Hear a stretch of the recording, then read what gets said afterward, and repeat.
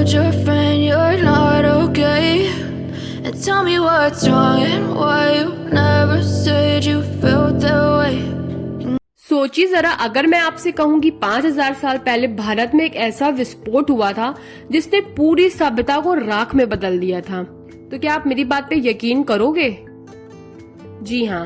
Hey guys, welcome back to my channel. I hope आप सब safe हो गए, ठीक हो गए अपने घर में। तो फ्रेंड्स, आज मैं इस वीडियो में आपको बहुत ही अच्छी बात बताने वाली, तो प्लीज वीडियो को स्किप मत करना, वीडियो को एंड तक जरूर देखना।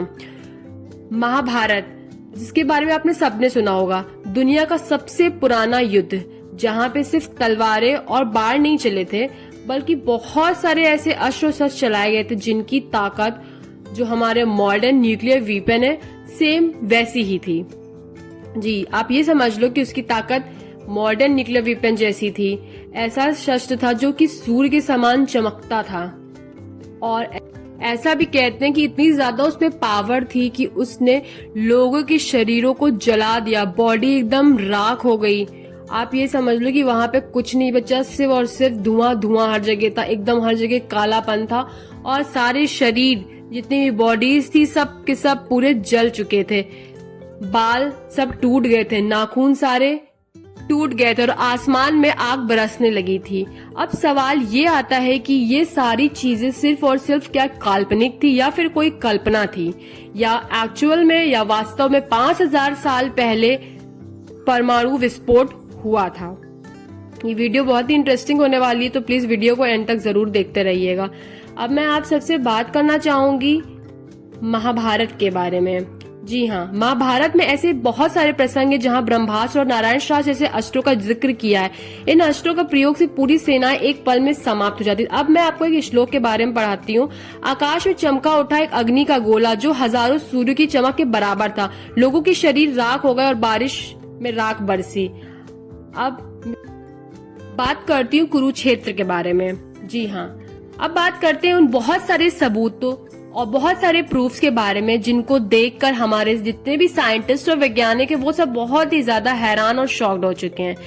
हरियाणा के कुरुक्षेत्र की जो मिट्टी थी, तो वहां पे जब साइंटिस्ट ने उसकी रिसर्च की तो उन्हें पता चला कि ये जो मिट्टी है उसमें बहुत ऐसे पार्टिकल्स पाए गए हैं जो कि ग्लास लाइक पार्टिकल्स हैं। ऐसे कण सिर्फ तब बनते हैं जब तापमान 3000 डिग्री सेल्सियस से भी बहुत ज्यादा होता है, उतना ही जितना एक न्यूक्लियर एक्सप्लोजन में होता है। एक ही मार्क राजस्थान के जोधपुर और पाकिस्तान के मोहनजोदारो में भी मिले हैं।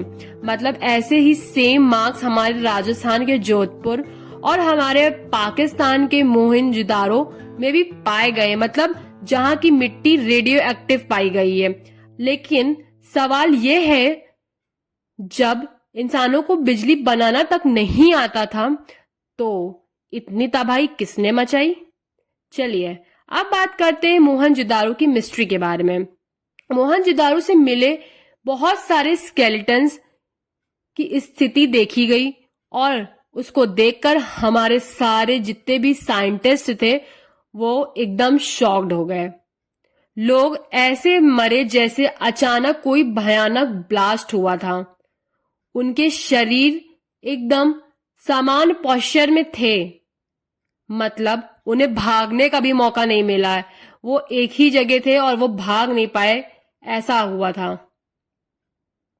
और सबसे हैरान करने वाली बात, उनकी हड्डियों में रेडिएशन का स्तर नॉर्मल से भी 50 गुना ज्यादा था। ये भी काफी शॉकिंग है। कई रिसर्च कहते हैं कि शायद यही वह जगह थी जहां किसी ब्रह्मास्त्र का प्रयोग भी हुआ था। बहुत सारे लोगों ने इसके बारे में रिसर्च की है, तो उन्हें पता चला यहाँ पे ब्रह्मास्त्र का उपयोग हुआ है। और ब्रह्मास्त्र एक ऐसा अस्त्र है जिसे महादेव का आशीर्वाद प्राप्त होता है, वही उसे चला सकता है। मैं बात करूंगी मॉडर्न साइंटिस्ट रिएक्शन के बारे में। 10वीं और 20वीं सदी से पहली बार एटॉमिक बॉम्ब ब्लास्ट हुआ था।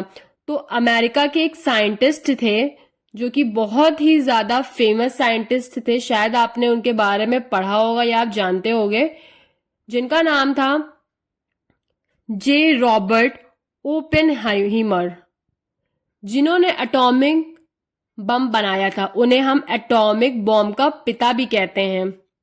उन्हें भगवत गीता की पंक्ति दोहराई थी उस टाइम।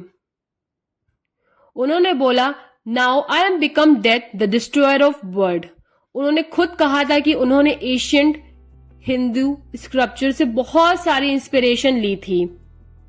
क्या ये महाभारत के उसी महायुद्ध की झलक नहीं थी या थी? तो क्या ये सच है कि 5000 साल पहले धरती पर पहला परमाणु युद्ध हुआ था? क्या ब्रह्मास्त्र असल में परमाणु बम ही था? साइंस अभी भी इसे मिथ मानता है, पर जो हमें सबूत मिले हैं वो हमें सोचने में मजबूर करते हैं। कभी कभी सच की कल्पना की बीच की जो रेखा थी वो इतनी पतली होती है कि हम दोनों को एक जैसी लगती है, मतलब दोनों हमें एक जैसी लगती है। तो प्लीज ये थे हमारे महाभारत से रिलेटेड फैक्ट। अगर आपको इस वीडियो में पसंद आया कुछ तो प्लीज वीडियो को लाइक कीजिएगा, शेयर कीजिएगा और सब्सक्राइब करना चैनल को मत भूलिए। मैं मिलती हूँ आपको नेक्स्ट वीडियो में, तब तक के लिए bye bye, take care. But if I lay down and I play dead and I stay dead, maybe you'll get sick of being the monster out of my head, under my bed. Think you're something